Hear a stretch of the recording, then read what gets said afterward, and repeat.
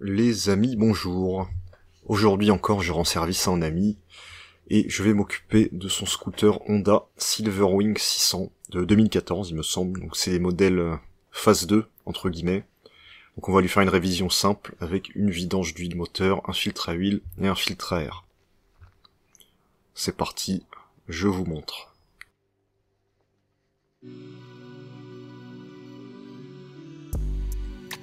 Donc la vis de vidange est très accessible, elle pointe vers le bas du scooter, et de même pour le filtre qui est lui aussi très accessible et qui pointe vers l'avant. Il n'y a pas de cache à démonter ici, peut-être qu'il y en a d'origine, mais bon.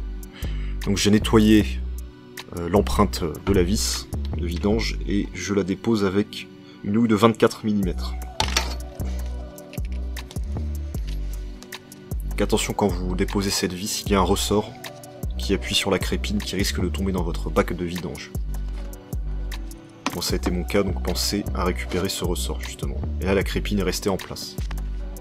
Donc il faudra l'enlever pour la nettoyer aussi. Et permettre à l'huile de s'écouler. Désolé de l'huile est tombée sur le téléphone, ça fait un petit reflet. Mais je l'ai nettoyé juste après.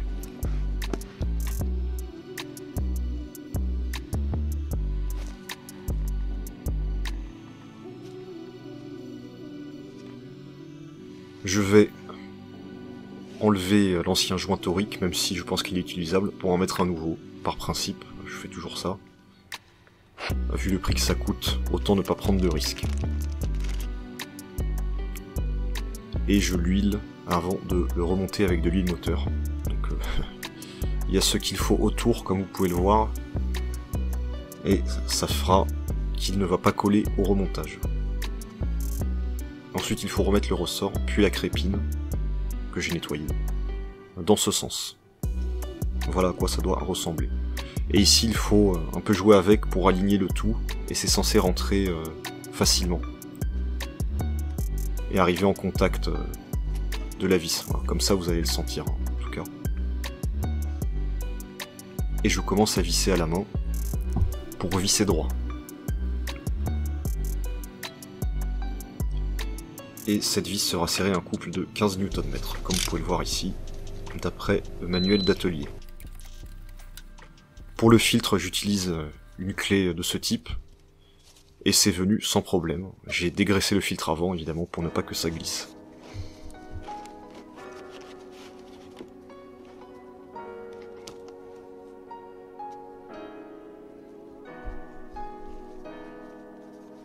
Bon, j'ai laissé un peu s'écouler l'huile. Mais bon, dans tous les cas, vous allez en mettre partout, c'est la vie. Et je veux lui mettre un filtre KN dans ce cas, car il n'y avait pas la référence High Flow sur le site où j'ai acheté la pièce, pour avoir l'empreinte hexagonale, hein, comme d'habitude, que j'apprécie pour pouvoir contrôler le serrage. Donc, comme pour le joint de la vis de vidange, j'huile le pourtour du filtre, pour ne pas qu'il colle et faciliter le démontage. Je commence à le serrer à la main, et je termine à la clé. Dans mon cas, je n'ai pas pu passer de clé dynamométrique, car il n'y a pas la place, mais si vous avez une clé mécanique, vous aurez la place de le faire. Et il est serré à un 26 Nm, ce qui est relativement beaucoup pour un filtre à huile, donc je l'ai estimé au feeling.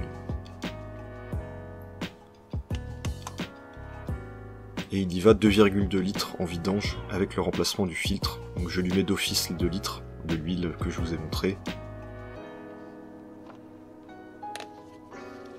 Et je ferai une mesure du niveau juste après.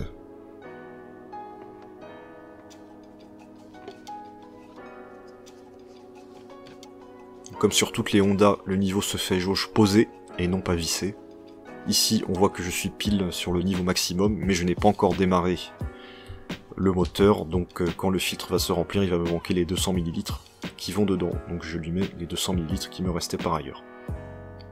Et je sais que je serai au bon niveau. Et c'est tout pour la vidange. Maintenant on va passer au filtre à air. Alors personnellement j'ai déposé la poignée, mais en fait ce n'est pas nécessaire. Si j'ai bien compris, c'est nécessaire pour les phases 1, donc les modèles non restylés. Dans ce cas ce n'est pas nécessaire.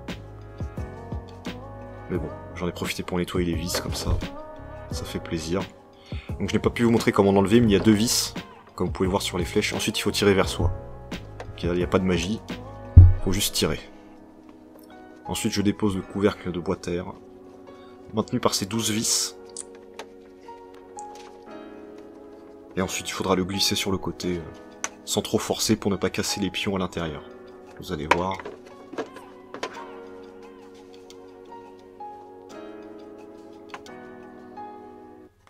Et une vis maintient le filtre à air en question, en tant que tel. Pardon. On voit qu'il est un peu sale, mais rien de dramatique, mais on va quand même le changer.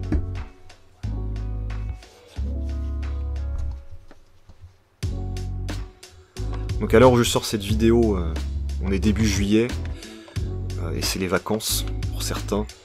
Donc je sortirai peut-être moins de vidéos que d'habitude, mais je vais quand même essayer de vous sortir une vidéo, voire 2 en juillet, et au moins une en août, avant de reprendre le rythme habituel à la rentrée.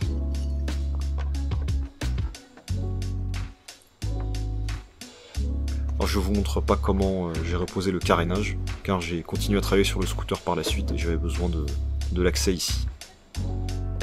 Et ensuite je remets les vis. Comme d'habitude on sert dans du plastique, donc allez-y tranquillement. Et ce sera tout pour cette vidéo. Merci à tous et à la prochaine.